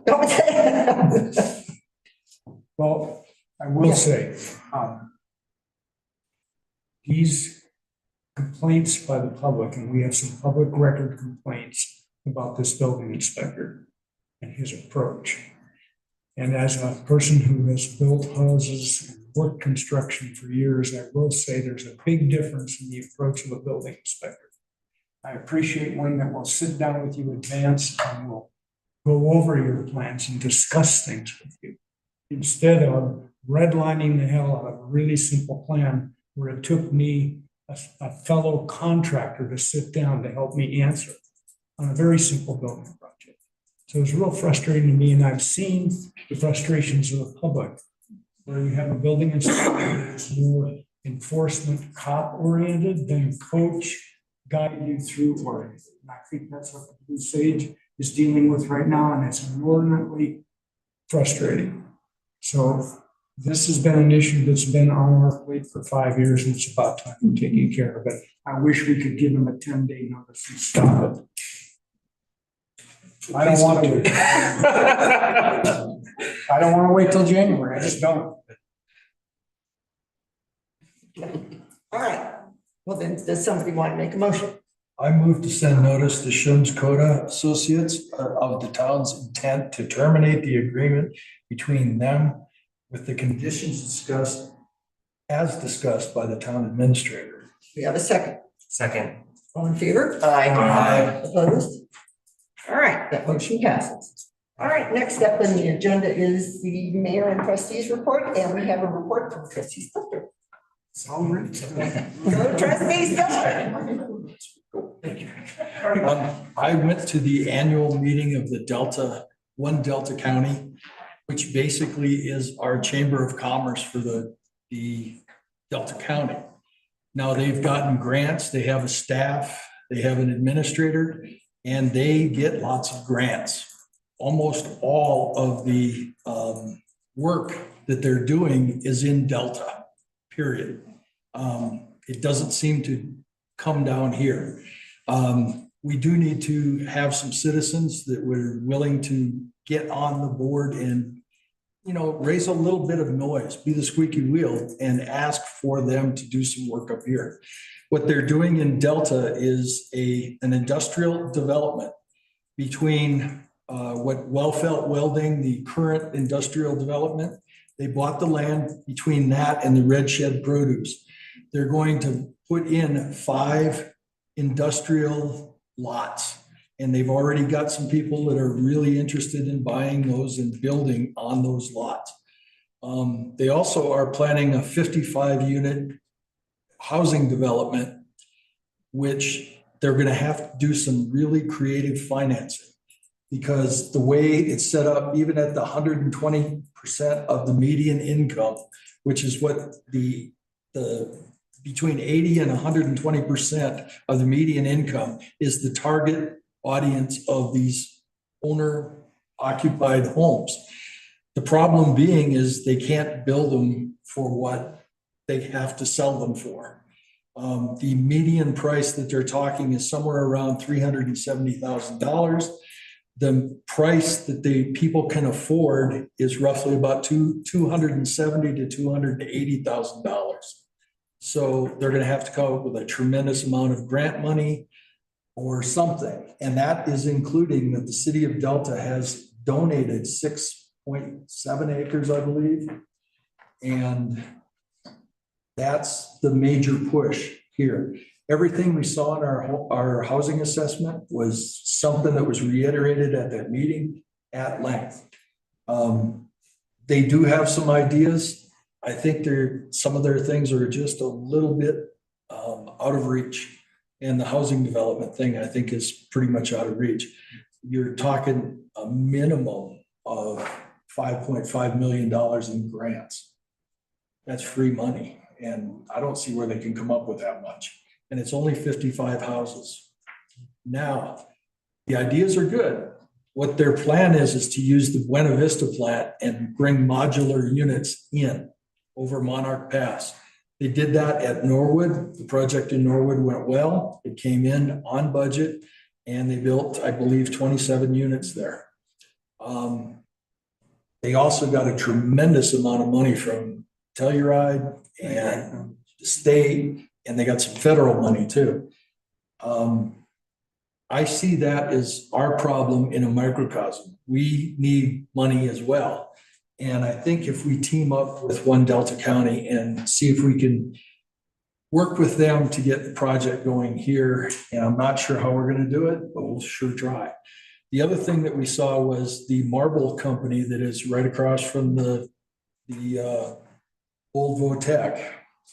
They've spent millions of dollars. They're an Italian company. They came here and bought the marble mine in Marble, Colorado. And they spent millions developing it. They abandoned the old portals because the pillars were too far apart and it was dangerous. So they built new portals and they think that they have 200 and some feet of marble to mine. And they think it's a long-term project. Now the plant in Delta takes the, not reject stone, but the second quality stone, and they turn it into slab and tiles. They have 29 people working in that plant right now. They want to put a second shift in. They say they've got orders enough that they could easily get the second shift. The problem is getting people that are, one, interested in working there, and two, that will show up for an interview. He said that day, the sales manager said he had 3 interviews and only 1 showed up and he didn't take the job. Now, I don't know whether it's wages. We didn't discuss any of that, but they have a hell of a health plan. And the other thing is when they built that plant, they got an agreement from the county, Delta County and Delta City, that plant is, and the state, it's income tax and property tax free for 10 years. Anybody that works there does not pay state income tax. And I think they've got 3 years left to go.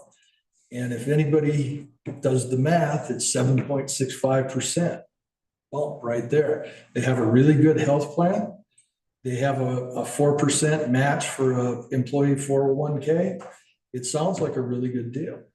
And they had video of the plant and also of the mine, of the quarry. And neither one of those places looks really terrible to work at. I had seen the marble quarry in the old days. And basically I was a miner, I was a hard rock miner, and I've been a coal miner. And that place scared the hell out of me. It just was really spooky. And when you got a 70-foot ceiling, it doesn't take much of a rock to put you in the dirt. So I was really impressed with that, and that was brought into the county. I believe Delta County assisted in bringing them in. That's the kind of thing we need. They're on 25 acres. They soundproofed their building. One of their neighbors was at this meeting and he said, you know, I was sure that we were gonna have all this noise and it was horrible.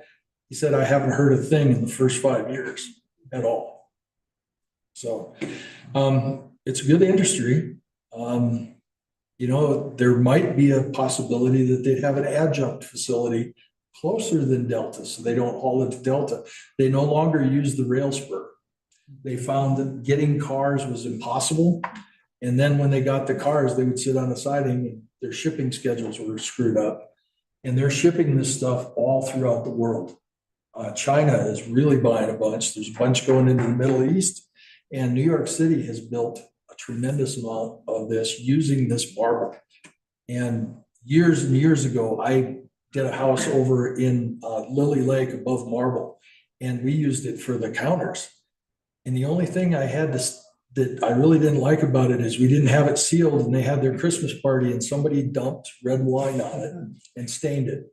And we couldn't get the stain out, but they decided they would live with it because it was well over $4,000 to replace that piece, one piece. And this was 20 years ago. They have lots of plans. I do urge people to go to the meetings and stand up and say, well, what about the North Fork? Kim Shea, who owns the Ace Hardware, is on the board. She stands up for the North Fork. But we sure could use some squeaky wheels, you know, and we have a lot of things here that would be good. We have a trained workforce that I think will show up. You know, we had quite a few manufacturing people that they lost their jobs. So a lot of them are still here. And we probably could instantly make something work. But I wanted to make sure that everybody knew that they're looking to hire. And it's only, what, 38 miles to get there? So it's not an undoable commute. I think that our dues are well spent, but I do think that we do need to emphasize we need more action in the North Fork. They do have grants available for building new businesses. And you have to talk to the director and he can show you where you can get a grant from the state because we're a, what do they call us? Disadvantaged community. And you can build a business here with grants. And you get employment grants, training grants, and grants to build your business. So that's pretty much it. Thank you. Interesting. Right. If there's nothing else, then I am going to adjourn us for the evening. Thank you, everyone. Oh, yes. Happy Thanksgiving. Yes. And then we did have like two more. Just normal garbage pickup will continue on Friday. Our guys are gonna come in, and then I know we've adjourned, but Cory asked me to remind you, what appreciation. The Great Rake is happening on the 17th. Oh, okay. The Great Rake, the students. Oh, the students doing their little thing, yes.